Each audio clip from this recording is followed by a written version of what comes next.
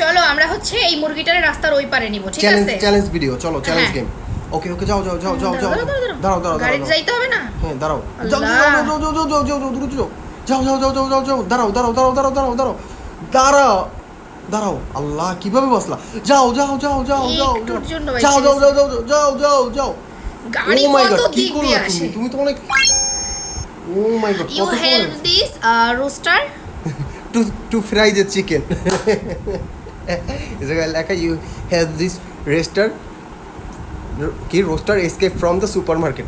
তুমি এই মুরগিটা চুরি কইরা সুপার মার্কেট দিয়ে বের করে বাসায় নিয়ে এখন চিকেন ফ্রাই করে খাবা, এটা বলছে। এটা লাভ কি হইলো?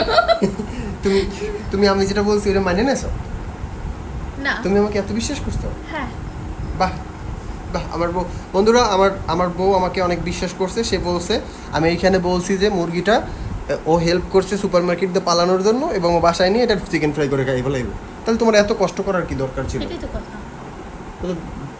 সুপার মার্কেট দিয়ে তো টাকা দিয়ে কেনা লাগতো, এখন তো চুরি করে নিতে পারছো। রাইট।